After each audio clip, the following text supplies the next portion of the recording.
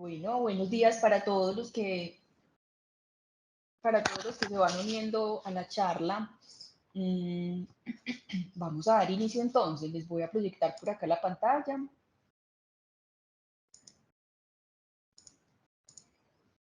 y comenzamos con los temas propuestos.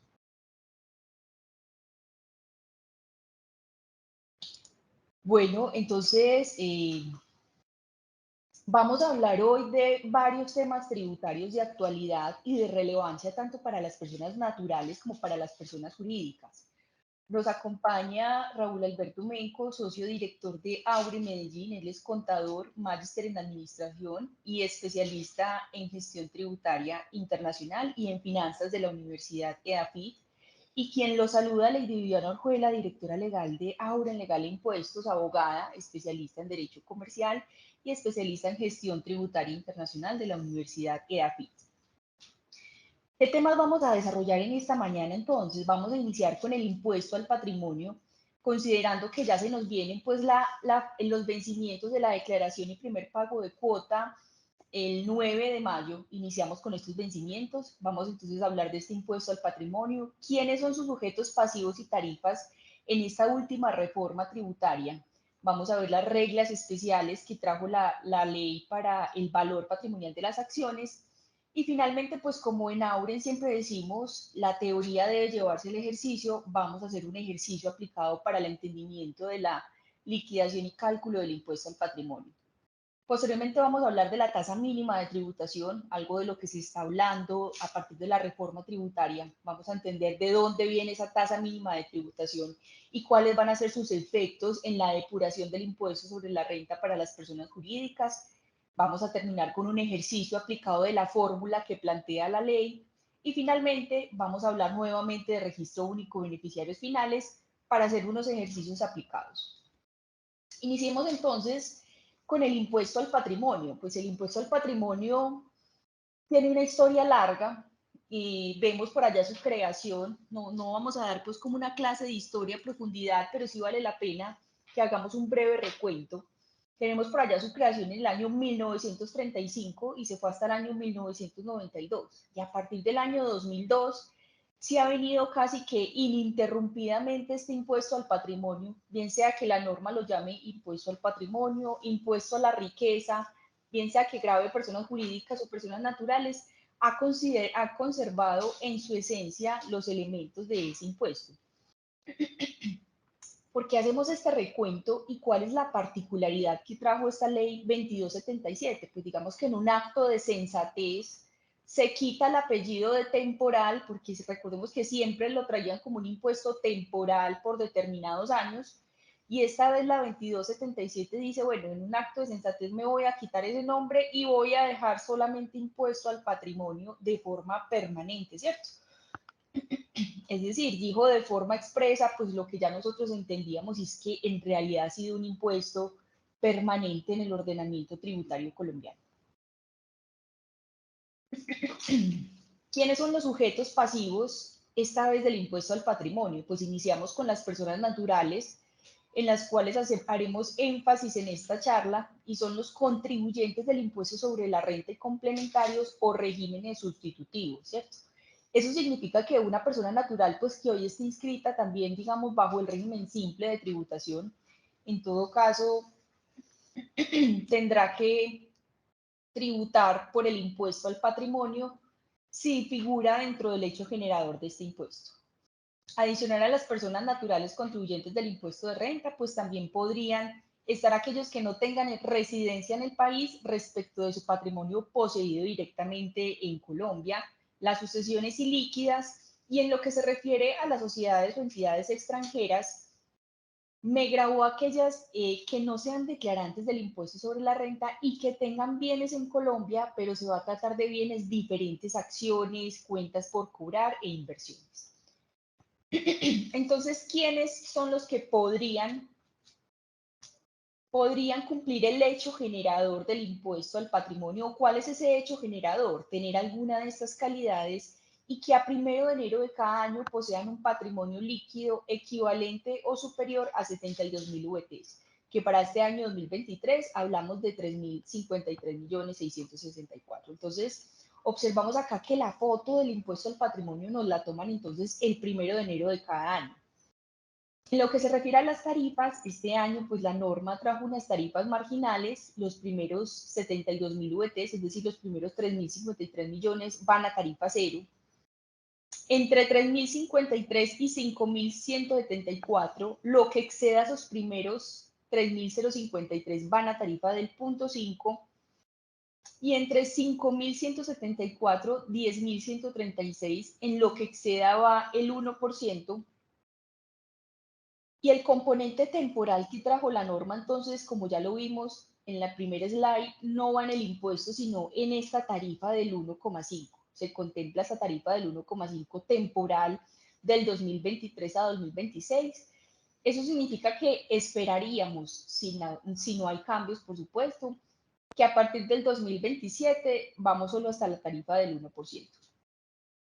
¿Cómo se determina el patrimonio líquido, que es la base gravable del impuesto al patrimonio? Entonces hablamos del patrimonio bruto menos las deudas, ¿cierto? Aplicando, por supuesto, la exclusión que siempre ha estado presente en el impuesto al patrimonio, que es el valor patrimonial de la casa o habitación con una limitación de 508.944.000 para este año 2023, que es la equivalencia de las 12.000 VTs.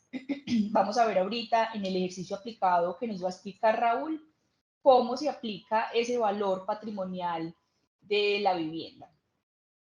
Entonces, para la determinación de esos valores patrimoniales, el impuesto al patrimonio nos dice, uno, váyase a las reglas especiales de valores patrimoniales establecidas en el título 2 del libro 1 del estatuto, pero adicionalmente la norma establece unas reglas especiales del impuesto al patrimonio.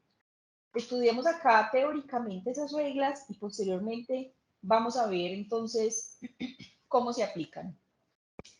En primer lugar, trajo una regla especial para las acciones que no coticen en bolsa, ¿cierto? Y me dijo que voy a aplicar el artículo 73 a partir del año de adquisición. Voy a hacer la actualización que me trae el artículo 73 a partir del año de adquisición y que en todo caso, si adquirí mis acciones o cuotas antes del 1 de enero del 2006, pues estas se entenderán adquiridas en el año 2006.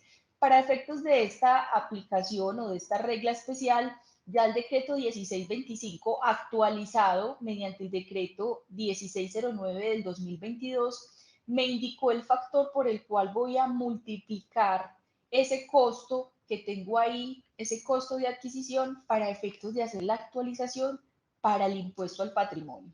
Importante tener en cuenta entonces que esta regla especial es exclusivamente aplicable al impuesto al patrimonio, ¿listo? ¿Qué me dice la norma? Y creemos que esto fue en medio de todo una ganancia en el tema de la reforma, porque recordemos que en el primer proyecto de reforma estaba contemplado que las acciones para el efecto del impuesto al patrimonio se tomaran por el valor intrínseco. Finalmente se logró pues que se hiciera esta actualización con el artículo 73, lo que va a implicar un menor valor, obviamente comparado con el intrínseco en términos normales. No obstante, la norma me dice si el valor anterior calculado llegase a ser por algún motivo mayor al valor intrínseco, en todo caso tome este último, es decir, siempre voy a tomar el menor valor entre el costo actualizado conforme las reglas del artículo 73 y el valor intrínseco de las acciones. Esta regla del valor patrimonial de las acciones tiene una excepción consagrada en la norma y es para las sociedades emergentes innovadoras y que cumplan con otra serie de requisitos. No los vamos a detallar por tiempos acá en la charla, pero importante que sepamos que existe una excepción para estas sociedades emergentes innovadoras de uso de tecnologías digitales.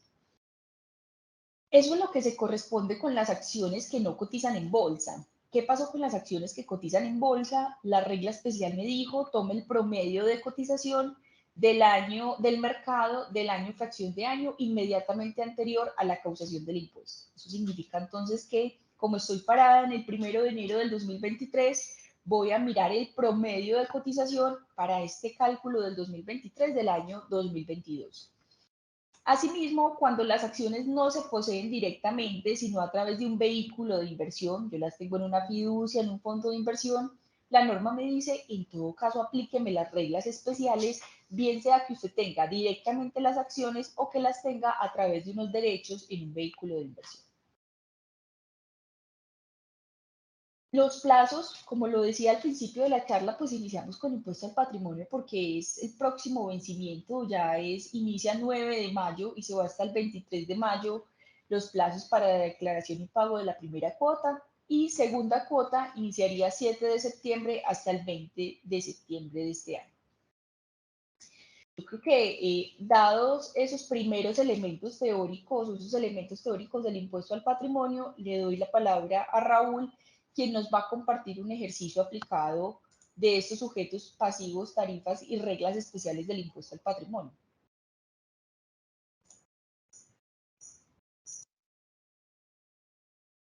Bueno, muy buenos días para todos. Es un gusto tenerlos nuevamente. Y como lo expresaba Lady, nos pareció importante, dado el próximo vencimiento del impuesto al patrimonio y hay el otro tema de la tasa mínima de tributación, que también puede tener unas connotaciones y lo importante es, en este caso, tomar medidas oportunamente. Entonces, voy a hacer la presentación del ejercicio del impuesto al patrimonio con todas las variables y para eso hemos desarrollado pues aquí un ejercicio donde lo primero que vamos a tener o que ustedes deben tener es obviamente eso que va a generar, como hablábamos, que era para el patrimonio va a ser para personas naturales, lo mencionaba Ley, sucesiones ilíquidas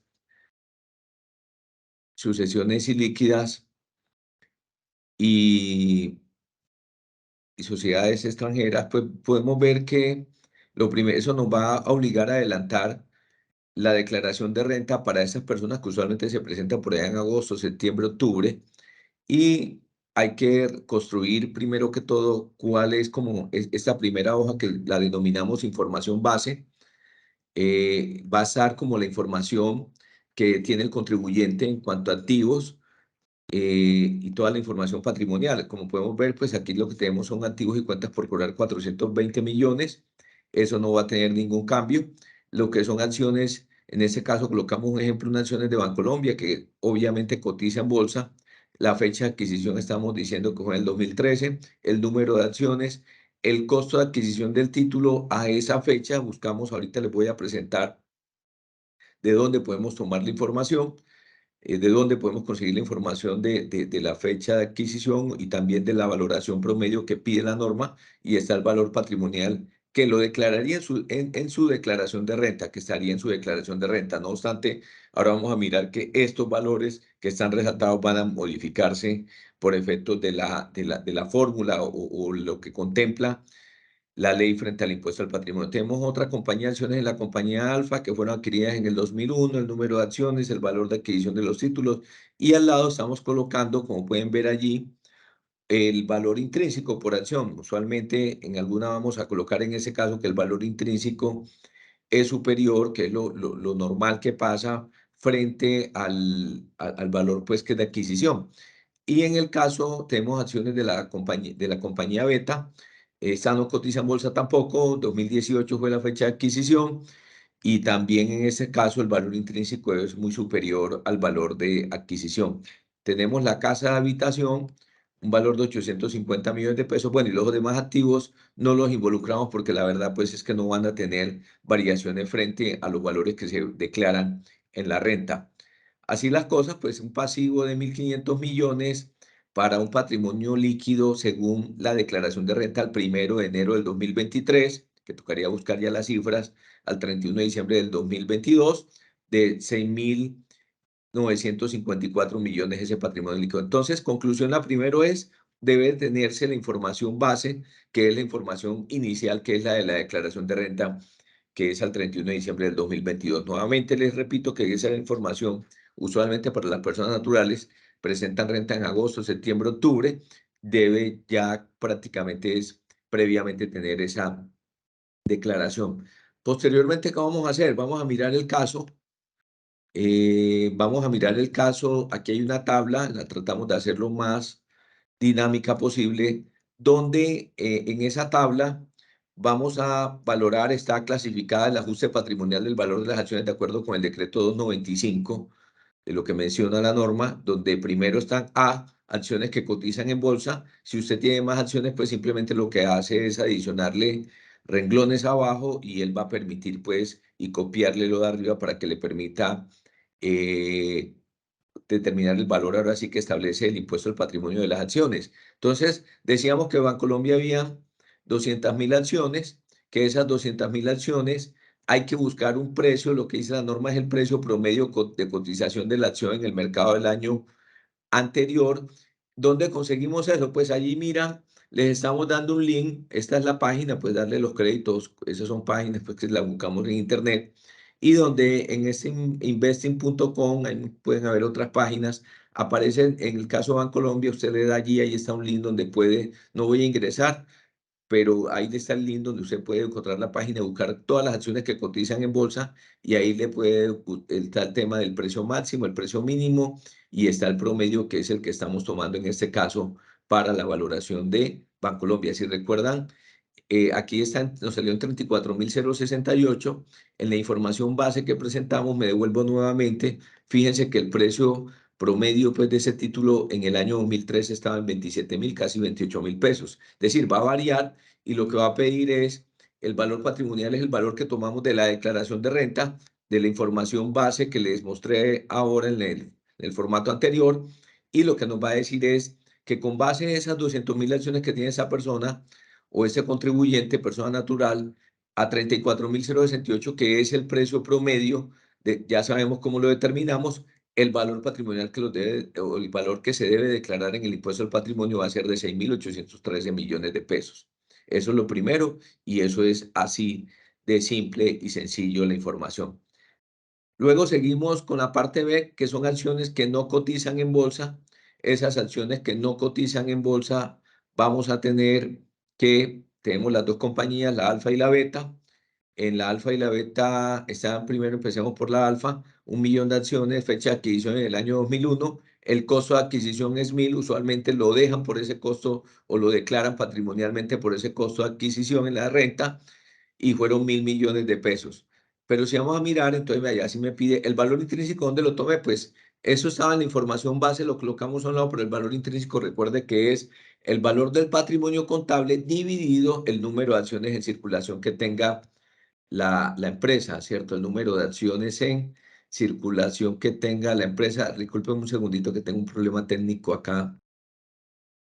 Bueno, ya resolvimos el problema técnico. Entonces, les expresaba que si miramos, pues el valor intrínseco es nos da 1.650. La información está allá en la información base, pero eso es tomar el patrimonio de esa compañía que no cotiza en bolsa, es el patrimonio contable, dividido el número de acciones en circulación, le da el valor intrínseco. Ese valor intrínseco, como podemos ver ahí, es 1.650 millones y aquí lo que nos pide entonces es comparar ya ese costo que es de 1.000 millones o el costo de adquisición inicial que era de los 1.000 millones. Ahí sí nos pide que vayamos a la tabla del factor del artículo 73. Ahí al lado pueden ver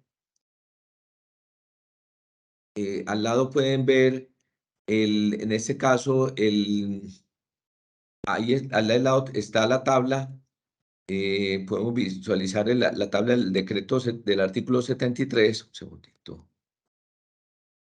Y ahí están los factores de cada año, pues desde el 2006. Recuerden que la norma dice que si fueron adquiridas anterior al 2006, debe ser la del 2006. Entonces, ahí están cada uno de los factores. No hay que hacer sino más, sino solamente ese, es incluir el valor, pues, en este caso, lo que son en el caso de las acciones alfa, pueden ver que está la tabla del año de adquisición y en la tabla del año de adquisición está el ajuste.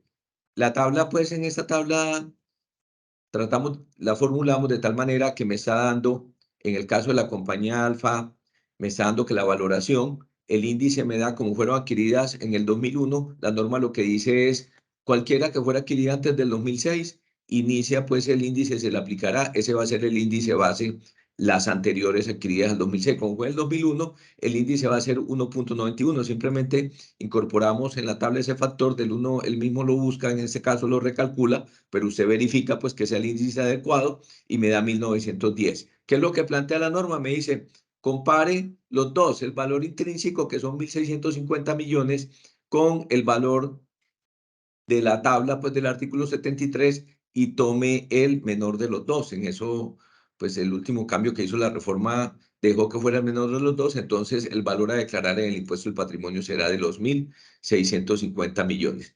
Similarmente, siguiendo con la compañía Beta tiene el número de acciones 300.000, fue adquirida en el 2018, esa sí fue más recientes, el costo histórico que se adquirió fue de 2.000, eso vale 600 millones, el valor que lo ha venido declarando en su declaración pues, de renta, valga la redundancia.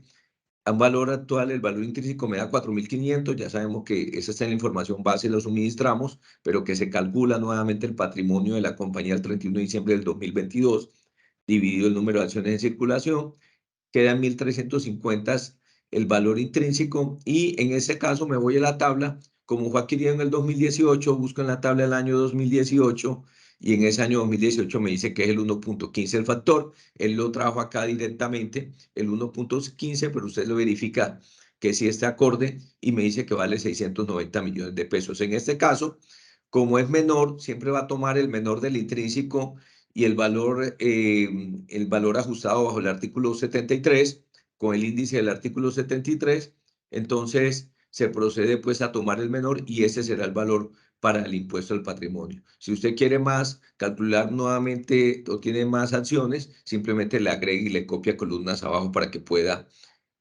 hacer más cálculos. En ese orden de ideas, de esta forma quedan los cálculos tanto de las compañías que cotizan en bolsa, como veíamos aquí el caso de Bancolombia, que ya determinamos cómo se determina, cómo se calculaba, y también el valor a declarar en el impuesto al patrimonio. Ahora vamos con la otra excepción que hace y es la casa de habitación. Como veíamos en la información base, hay un valor patrimonial de la casa de habitación por valor de 850 millones de pesos. Recuerden que la norma lo limita a 12.000 VTs, es decir, que el límite de las 12.000 VTs por el valor de la VT que está en 42.412 este año sería de 508.944. Ese es el valor máximo que se podría tomar.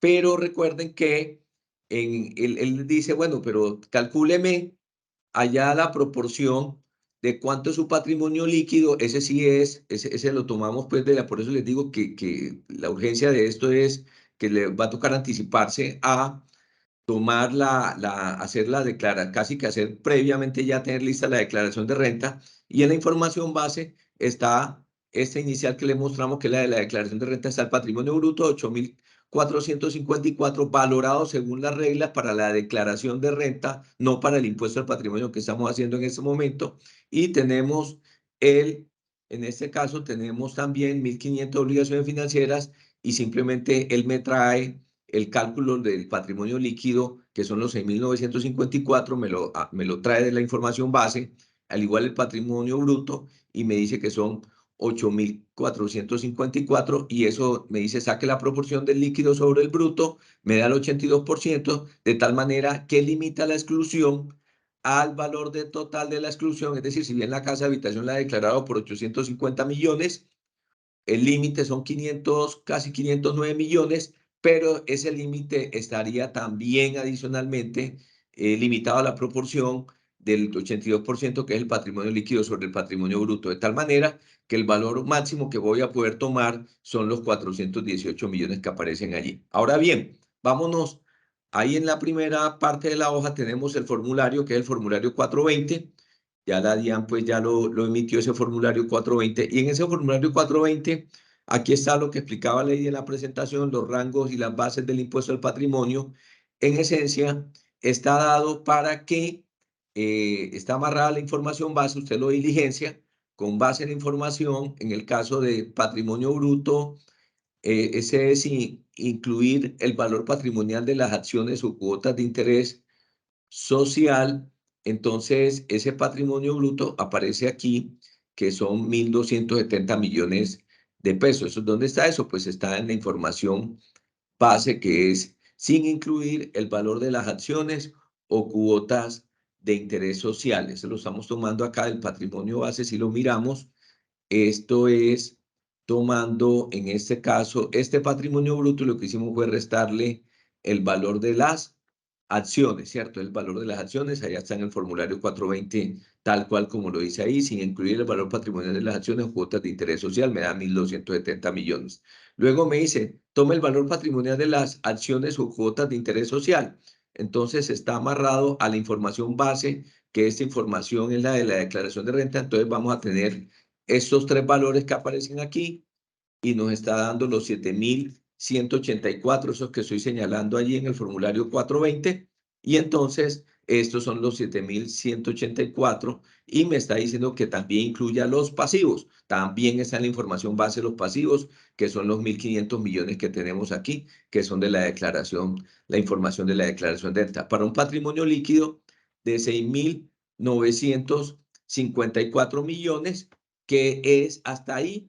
Esos 6.954 millones es lo mismo que está en la declaración de renta, que es la información base, ¿cierto? Esos 6.954. Ahora, ¿qué pasa? Él le va a comparar ese patrimonio líquido de su declaración de renta al 1 de enero del 2023 y le va a decir, aquí hágame unos ajustes de las acciones o cuotas, este es el formulario, donde en ese ajuste de las acciones y cuotas él dice, ajuste que aumentará el valor patrimonial de las acciones o cuotas de interés social. Entonces, si vamos a mirar, pues nos tendríamos que ir al valor de las acciones o cuotas de interés social, esos 1.900, ahí está formulada, pero no es otra cosa sino lo que acabamos de verificar o de ajustar en el caso de determinar las diferencias entre el valor que nos está dando aquí a declarar tanto de las acciones de Bancolombia, que son 6.813, tanto de, en este caso, de las acciones de la compañía Alfa y las acciones de la compañía Beta que tenemos en este caso acá, nos está dando la suma de todas esas acciones y esa sumatoria del valor,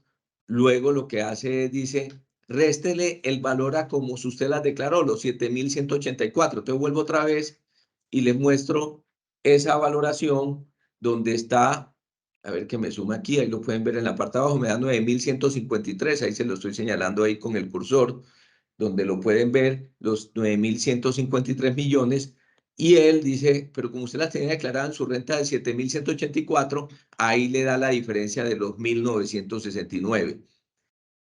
Ese es el mayor valor de las acciones, tanto que cotizan en bolsa como las que no cotizan en bolsa. Dice que si hay ajuste que disminuye el valor patrimonial de las acciones o cuotas de interés social declarado, pues ese suena bastante raro.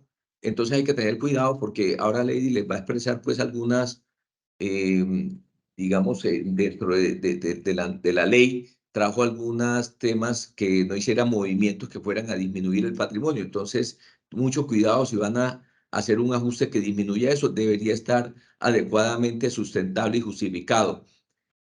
Luego dice, valor patrimonial de las acciones o cuotas de interés social ajustados, son los mismos 1.969 millones y el patrimonio ajustado me está diciendo que del líquido de la declaración de renta de 6.954 millones más esos 1.969 millones producto del ajuste que se hizo al patrimonio son 8.000, de las acciones son 8.923 millones. Seguidamente tenemos el valor patrimonial neto de la casa o apartamento o habitación. Recuerda entonces que lo que tenemos aquí dentro de las exclusiones, pero no es el valor que usted declaró, los 850 millones en la renta, sino que en ese caso solamente se va a poder deducir 418 millones, que fue el que determinamos acá en la fórmula del prorrateo inicialmente, el límite de las VT, las 12.000 VTs, y luego el prorrateo del patrimonio líquido sobre el patrimonio bruto.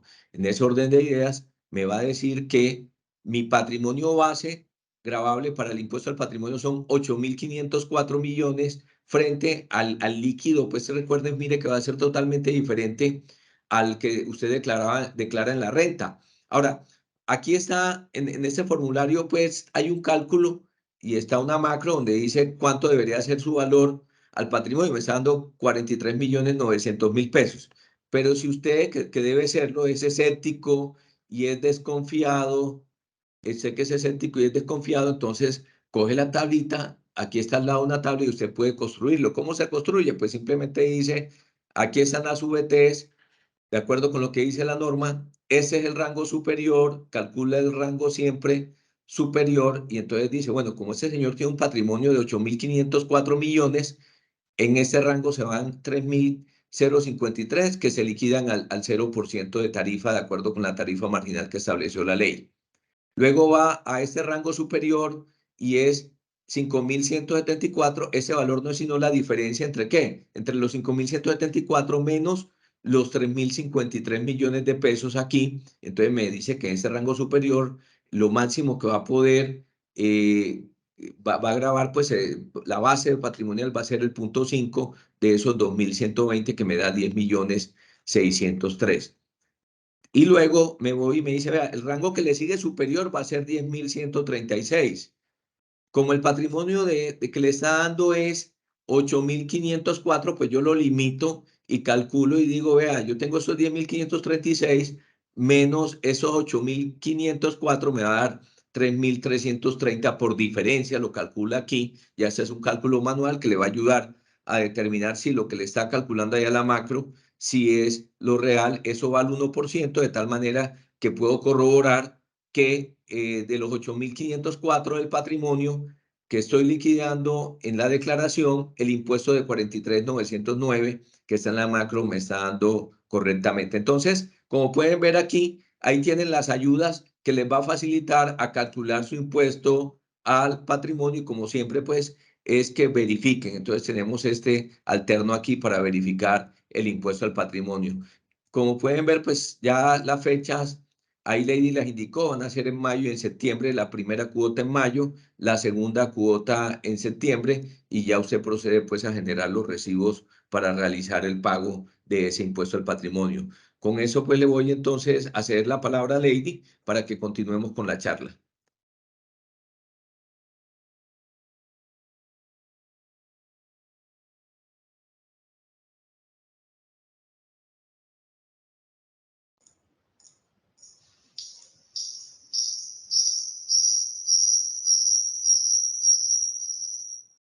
Listo, Raúl, muchas gracias por el ejercicio. Como lo decía Raúl en la presentación del ejercicio, importante tener en cuenta la norma antielusión que trajo la reforma tributaria y dice que constituirá inexactitud sancionable la realización de ajustes contables y o fiscales que no correspondan a operaciones efectivas o reales y que impliquen la disminución del patrimonio líquido a través de omisión y subestimación de activos, reducción de valorizaciones o reajustes fiscales. Entonces, muy importante que tengamos presente ahí esa norma antielusión que nos trae el impuesto al patrimonio en esta reforma 2277.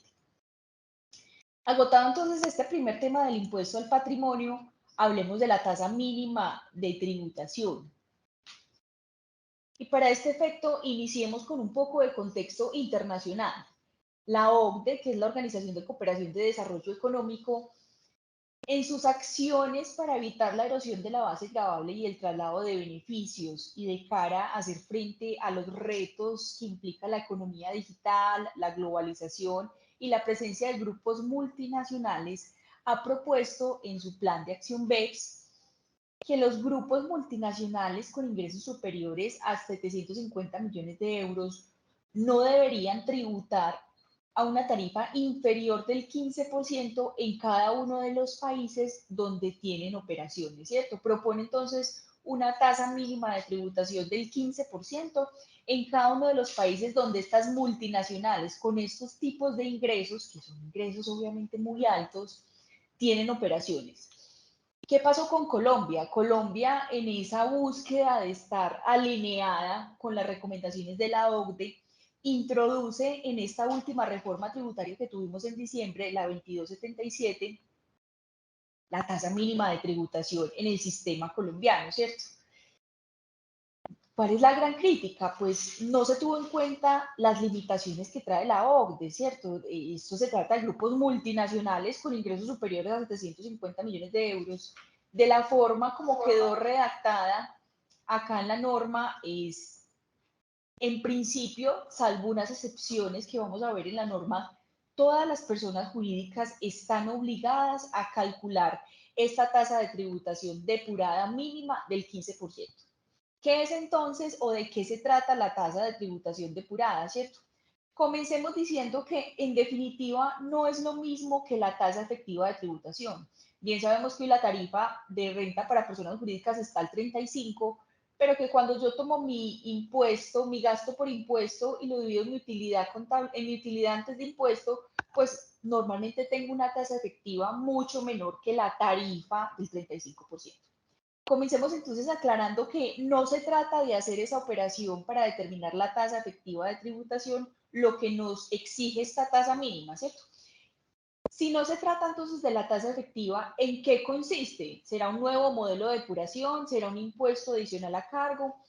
Entonces la respuesta es que podríamos decir que es un paso adicional en la depuración de su impuesto sobre la renta, porque si una vez aplicada la fórmula, que ya la vamos a ver y que Raúl nos las va a explicar en un ejercicio, una vez aplicada la fórmula, usted, empresa, determina que su tasa de tributación depurada es inferior al 15%, usted va a estar obligado a calcular un impuesto adicional a cargo, ¿cierto? Un impuesto sobre la renta adicional. En aquellos casos donde esa tasa de tributación depurada sea menor al 15%. ¿Para qué? Para llegar a ese 15% que exige la norma a partir de este año 2023.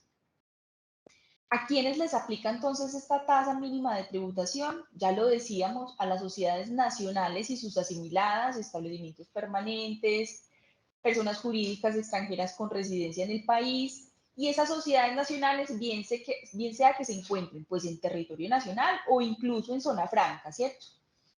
¿A quienes no aplica esta tasa mínima de tributación? No aplica a contribuyentes que no consoliden estados financieros y su utilidad depurada sea igual o menor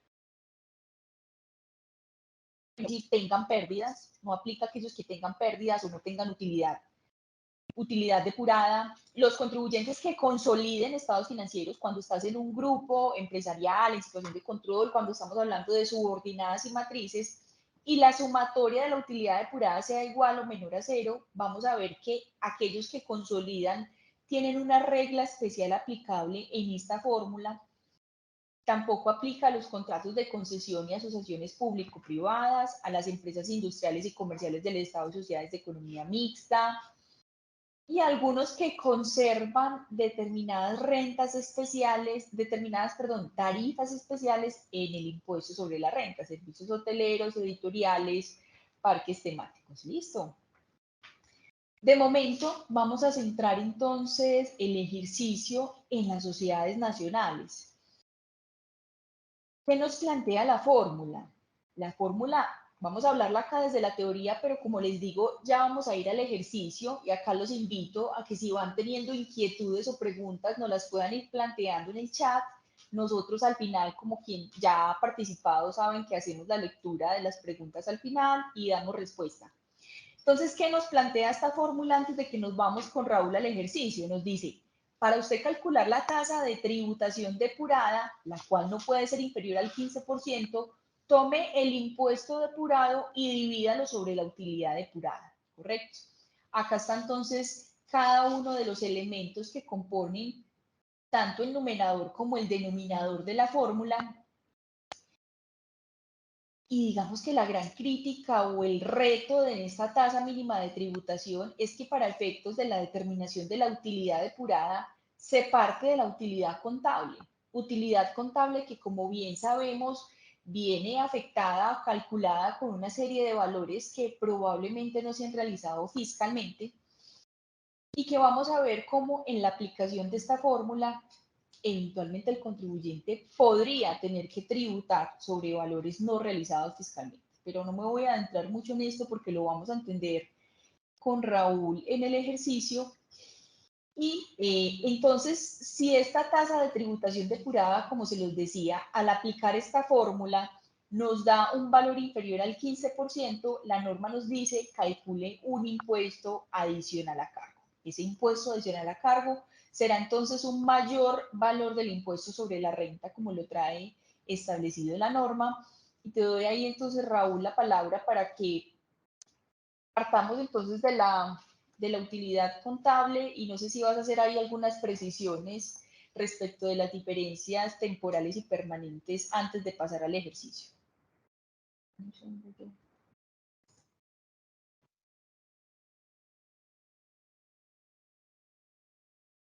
Bueno, muy bien, muchas gracias, Lady. Y voy a entonces, antes de proyectar el ejercicio que tengo y hacer,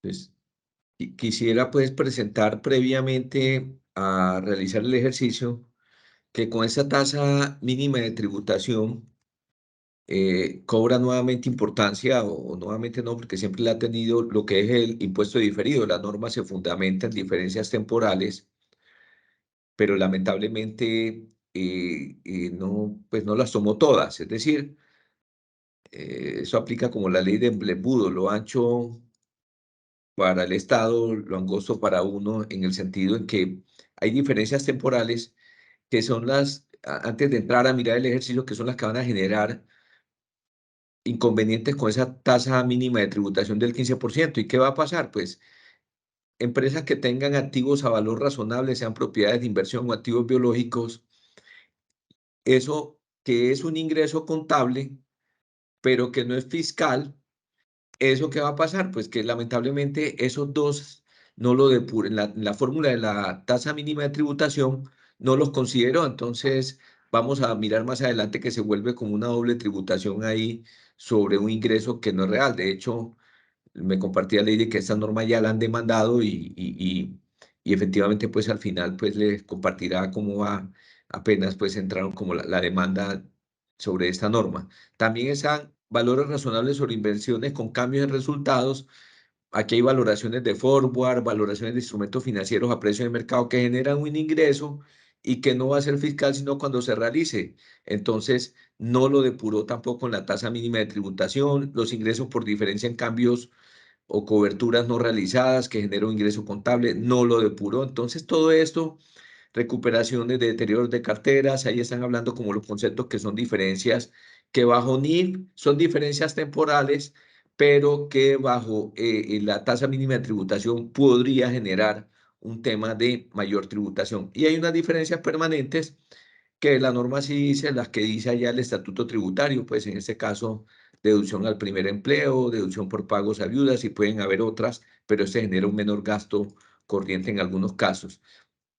Vamos a entrar entonces en el ejercicio de la tasa de tributación depurada, en mirar la fórmula y lo primero que quiero compartirles a ustedes lo primero que quiero compartirles es que al igual que el ejercicio del impuesto del patrimonio, lo primero que hay que tener es en el formulario que está de borrador, aparece la depuración de tener, usted debe tener también su depuración de renta.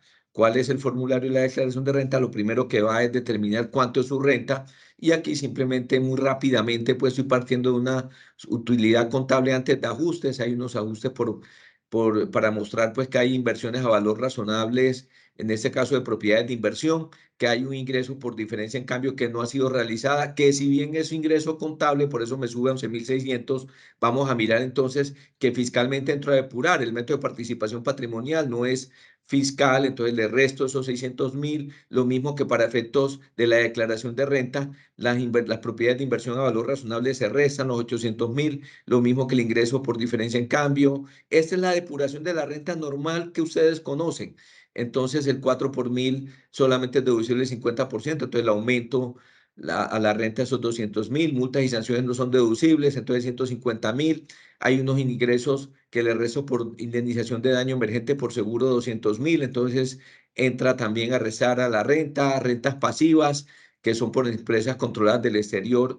Estas rentas pasivas entran a sumar. Compensación de pérdidas fiscales, lo tengo en rojo, porque ahí hay un análisis bien interesante que si bien lo considero la tasa mínima de tributación, como lo vamos a ver ahora, pues vamos a mirar que si bien lo considero, pues vamos a mirar que eso va a tener un impacto, pues que hay que hacer un análisis muy financiero de esas pérdidas fiscales.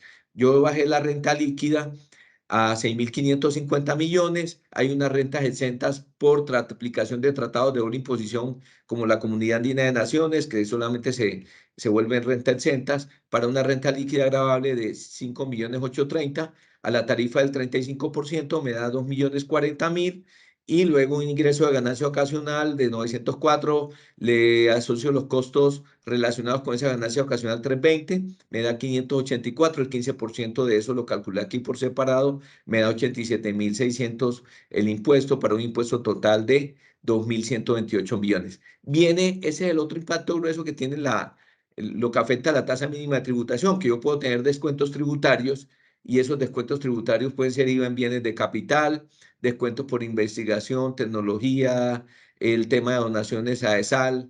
Entonces eso me suma 1.529.000, de tal manera que mi impuesto neto de renta son 599.000. Si le resto los descuentos pagados en el exterior por compañías con sus límites de acuerdo con el artículo 254, ¿qué quiere decir?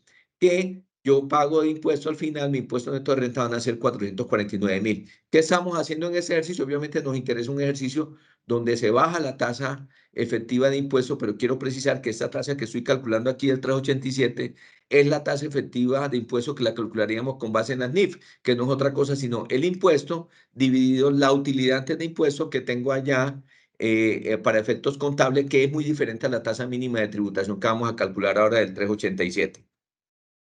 Si venimos ahora entonces, una vez tenemos eso, venimos aquí a la fórmula que vamos a desarrollar de la tasa de tributación depurada, y la fórmula que me dice, ahí está la fórmula y me dice, mire, su impuesto, la tasa de tributación depurada es otra cosa, ahí lo pueden ver a la mano derecha, que un impuesto depurada sobre una utilidad depurada. Vamos a ver qué nos da eso. Entonces, ¿qué es el impuesto depurado? Entonces, parte de la impuesto neto de renta que calculé allá les acabé de presentar allá en la renta, son 449.000 pesos.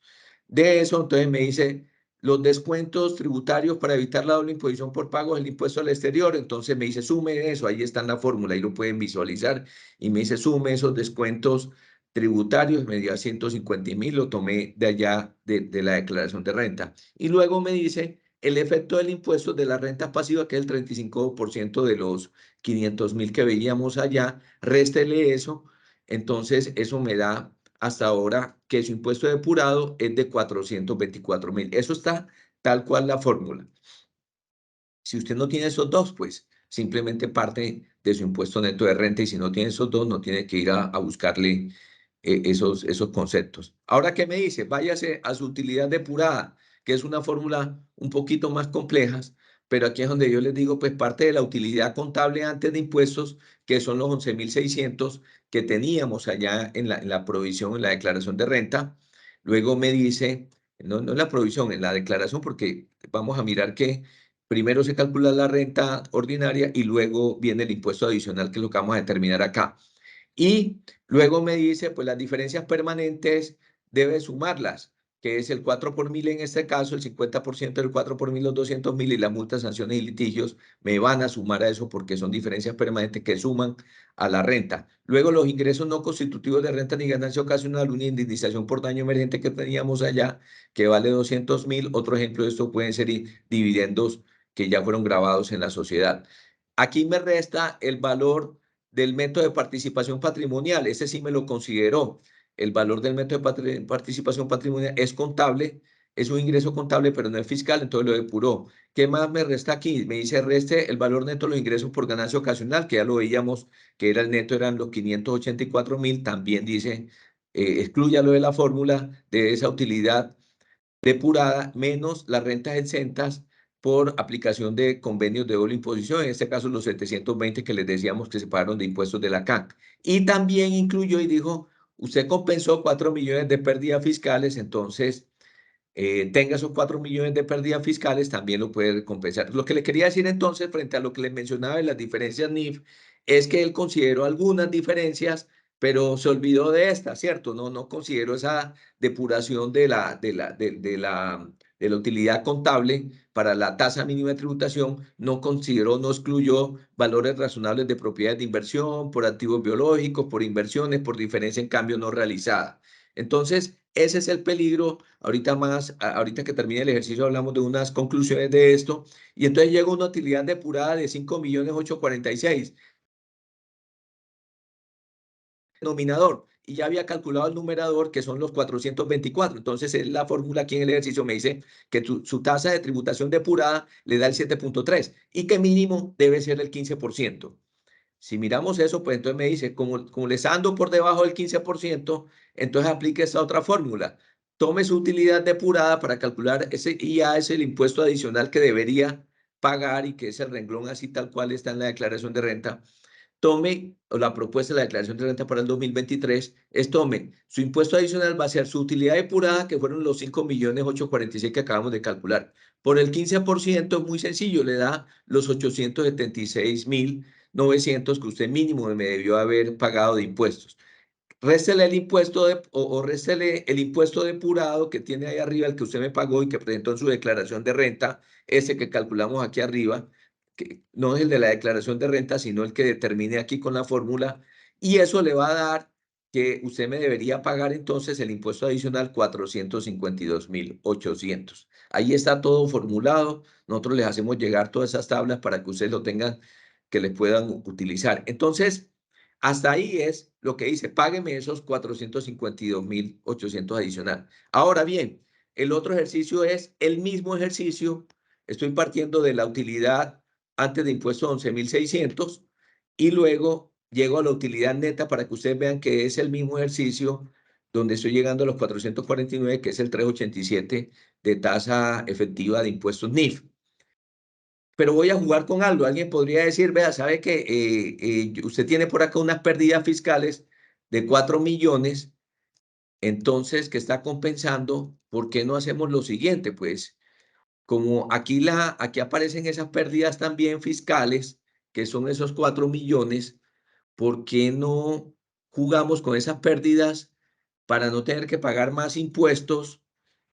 Aquí está la tarifa pues que veíamos ahorita, es el mismo ejercicio que acabamos de ver, simplemente voy a modelar algo que me pareció interesante hacerlo con ustedes, y es buscar una función objetivo que me diga lo siguiente, ¿cierto? Y entonces yo puedo buscar una función objetivo y me dice en un análisis de previsión donde yo puedo buscar objetivo y decirle con esta formulita, y me dice, vea, ¿cuál es la celda que usted quiere que le cambie? Entonces yo le digo, vea, yo quiero llegar, ese 7.3, yo quiero buscar un valor que me llegue al 15% en la fórmula esa que tengo allí. Entonces le aplico el 15% a la fórmula y me pregunta, ¿cuál celda quiere usted que le cambie aquí en este caso? Yo le digo, sí, cámbieme cuánto deberían ser las pérdidas fiscales, cuánto deberían ser esas pérdidas fiscales que yo me debería no compensarlas para llegar a una tasa de tributación mínima depurada del 15%. Entonces yo le doy aquí el valor y le digo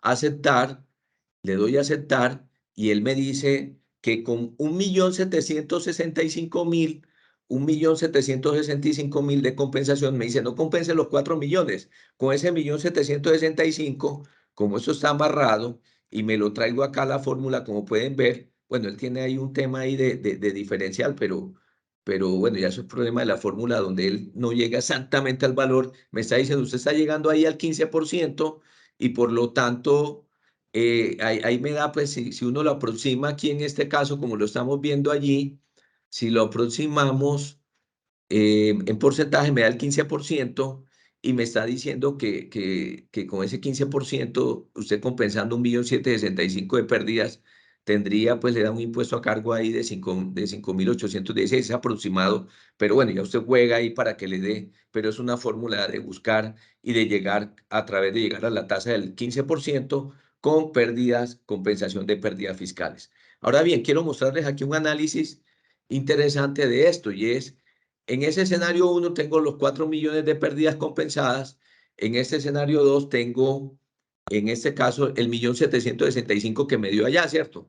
Si yo multiplico eso por la tarifa de renta, me dice que el efecto de impuesto de renta de esas pérdidas aquí son 1.400.000 al 35%, en cambio acá el efecto son 617.000. Si comparo los dos escenarios, me dice que a nivel de renta yo estoy perdiendo al 35%, 782.000, o sería el tema del beneficio que estaría guardando a futuro.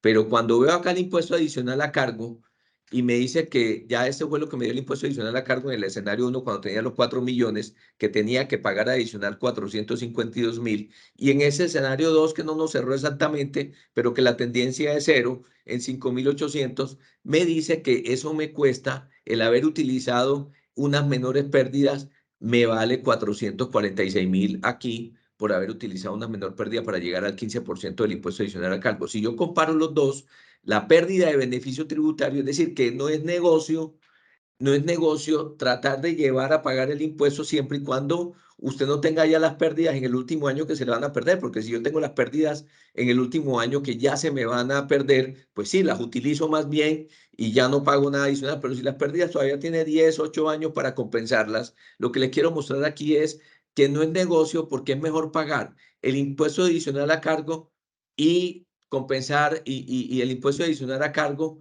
y es compensar los 4 millones y pagar el impuesto del 15%, miren que la pérdida del beneficio entre las dos partidas, es decir, 82.000 a 445.6.000, son 335.000. ¿Eso qué quiere decir? Claro, es que ustedes le están pidiendo por compensar una pérdida que la puede deducir al 35% de renta, en la medida en que pueda manejar y que la pueda aprovechar a futuro, es mejor en este caso entonces pagar un impuesto del 15% porque está perdiendo, hay un neto, pues no es tan así, pero esa es la teoría y aquí está de un 20% de diferencia. Ahora bien, ¿qué pasa?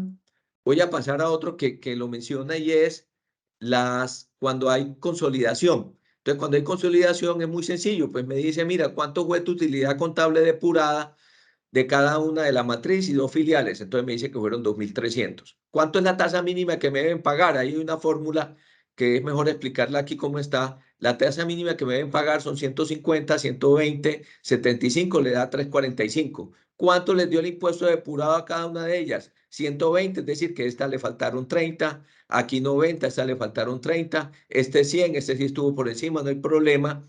Entonces lo que me está diciendo es, ¿sabe qué? Usted me tiene que llegar, le faltan aquí, debió llegar a 345, llegó a 310, le faltan 35, entonces hago una proporción con base en la utilidad contable de cada uno y cada uno debe ajustar su renta adicional para que me paguen la tarifa diferencial. Esa tarifa diferencial en cada uno, pues de esa tarifa diferencial del 1.5 me está diciendo que en este caso, pues va a ser del 15 el impuesto, es simplemente multiplicar el 12% sobre cuánto le corresponde a cada uno del impuesto. A este le corresponde adicionar al grupo, este contribuirá en 15, este deberá pagar 12 y este 8. Es decir, los 35 que habíamos determinado que le faltaban, ahí está la fórmula, es la proporcionalidad, entonces páguenme los 35, pero entonces cada una de las sociedades entra a tributar en la proporción que tiene.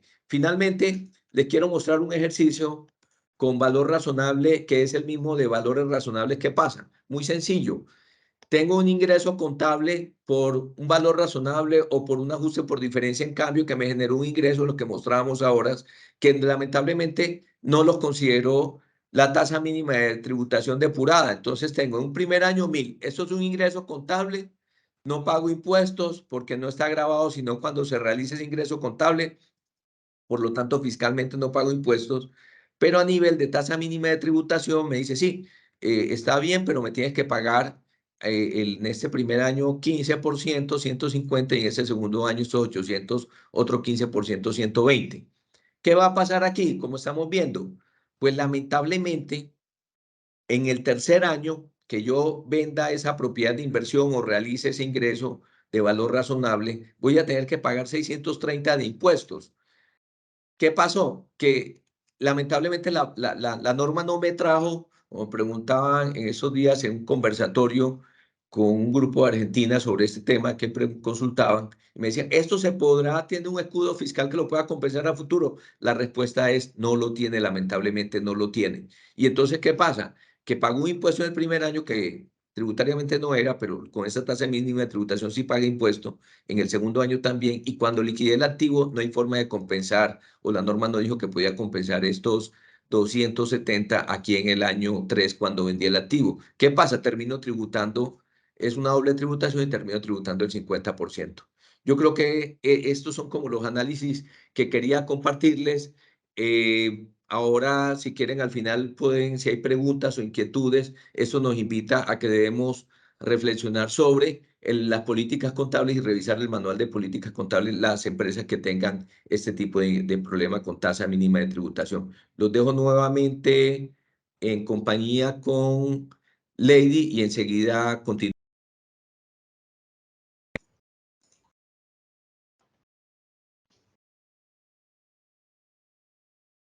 Raúl, listo, muchas gracias por el ejercicio. Vamos a volver acá entonces a proyectar la presentación.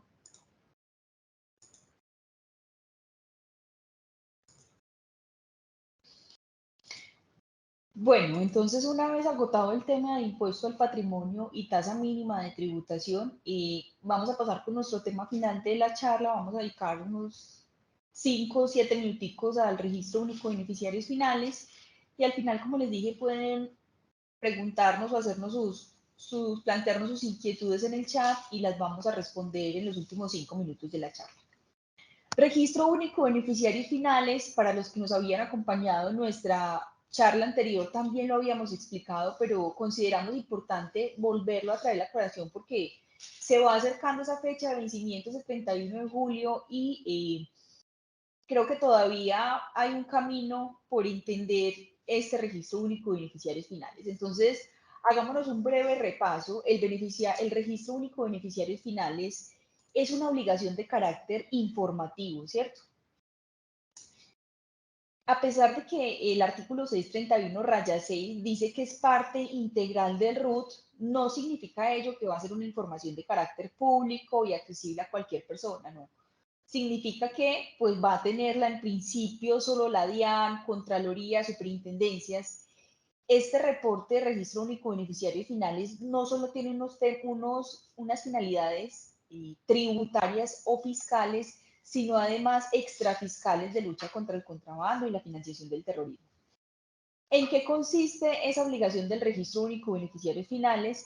Es la obligación de suministrar la información requerida del beneficiario final que aparece en ese registro único. ¿Qué tipo de información? Pues entre otras, el documento, nombre, apellido, y cuál es el criterio para yo determinar que esa persona es el beneficiario final.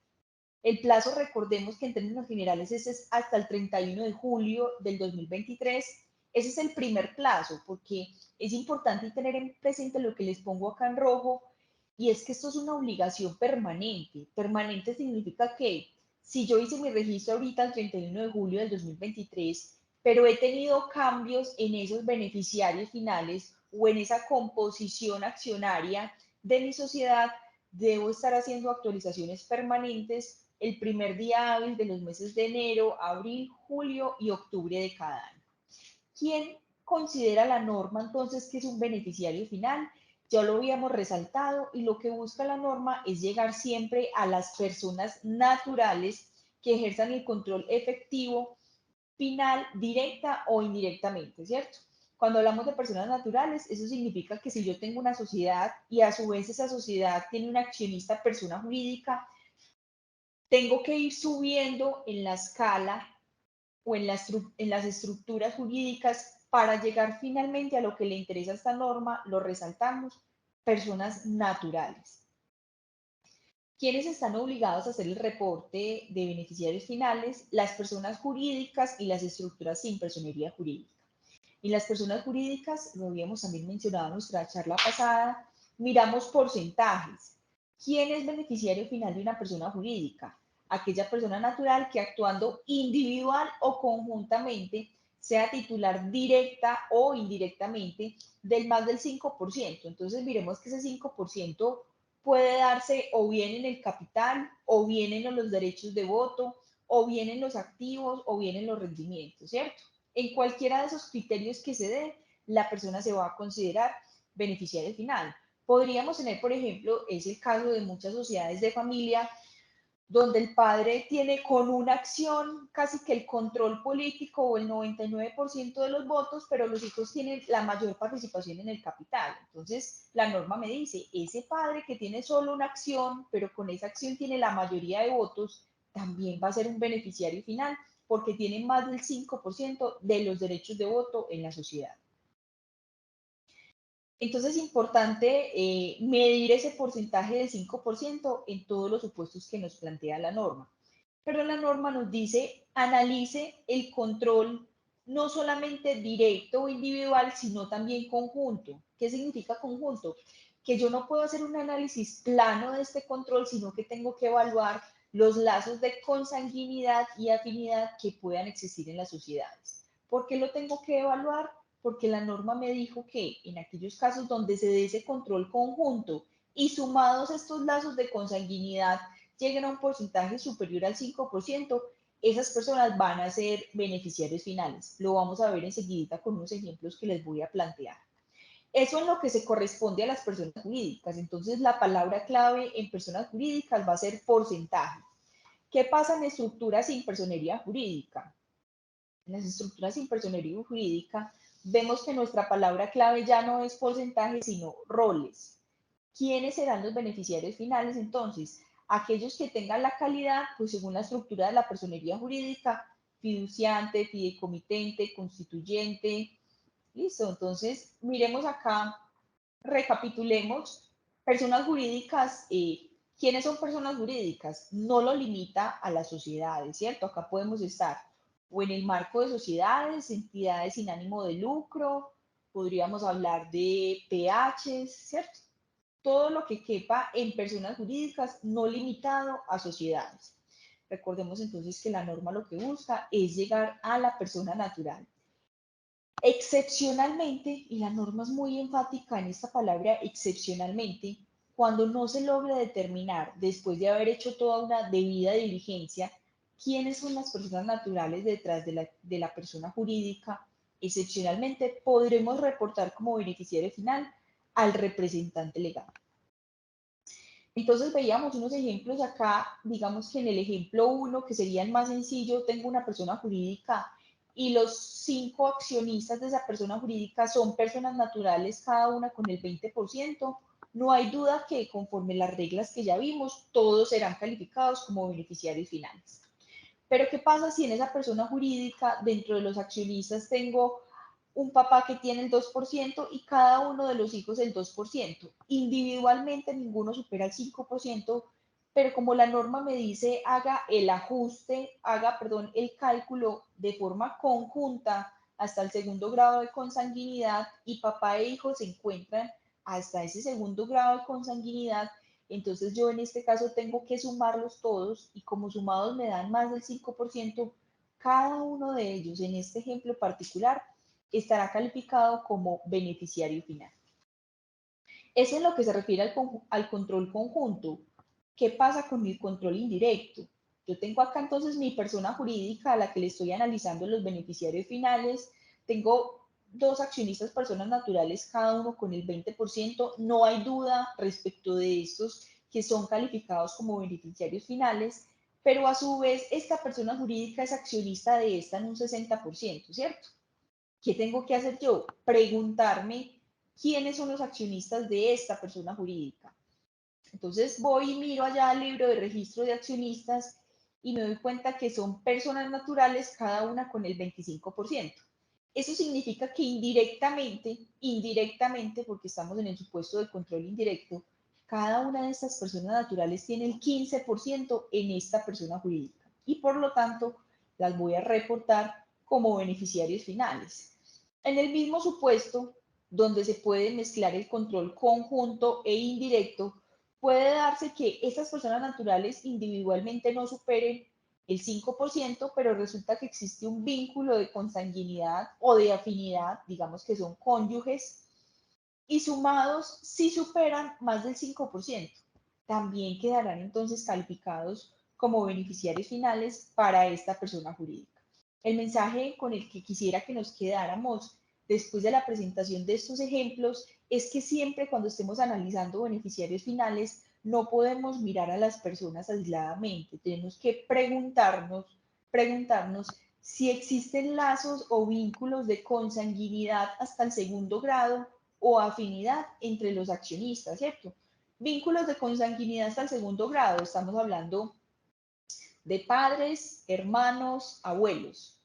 Afinidad, cónyuges. Entonces, importante que cuando hagamos el registro único de beneficiarios finales es porque ya hemos analizado previamente todos esos lazos que pueden dar lugar al registro único de beneficiarios finales.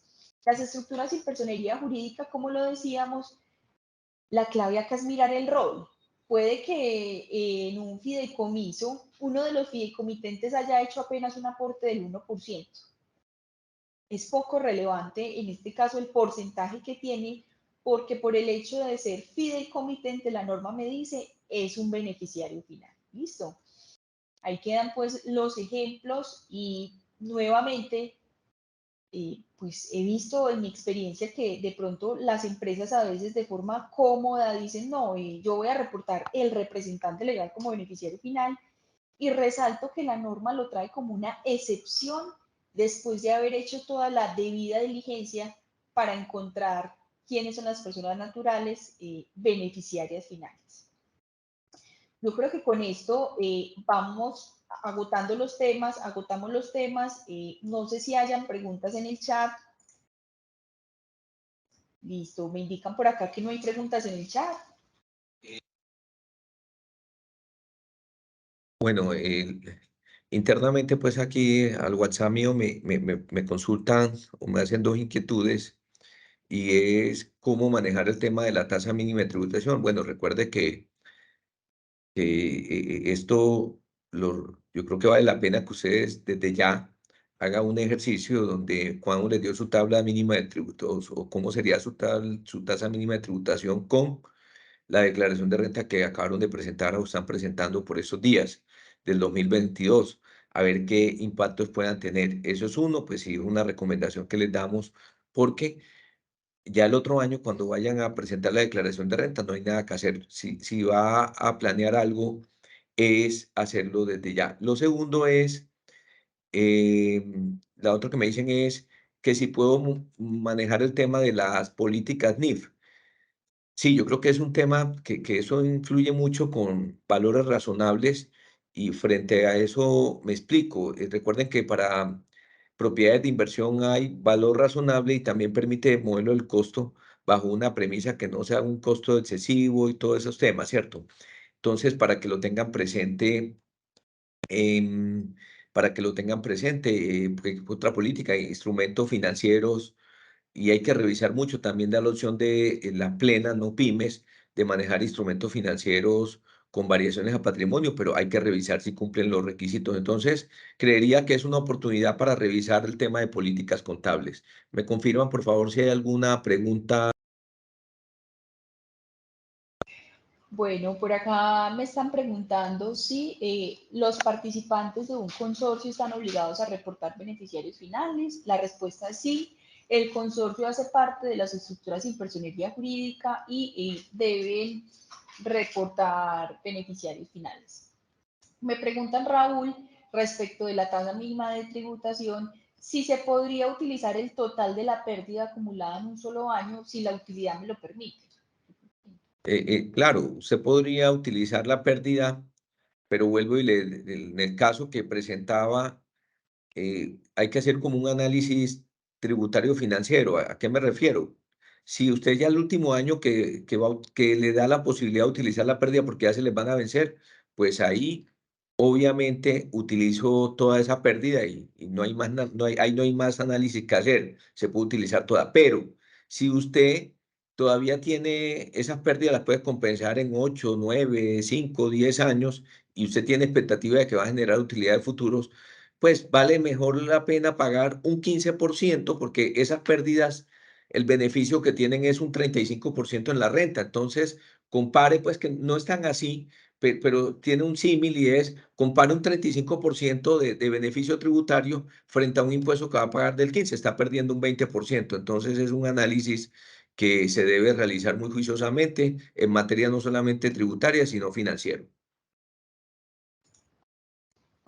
Bueno, y finalmente nos preguntan acá si las acciones de una misma sociedad son adquiridas en diferentes años y ajustan individualmente. La respuesta es que sí. Yo miro el año de adquisición, sí tengo forma de diferenciarlo de las acciones que tengo en mi patrimonio y recordemos que si las adquirí con anterioridad al año 2006, en todo caso voy a iniciar a ajustar a partir del año 2006.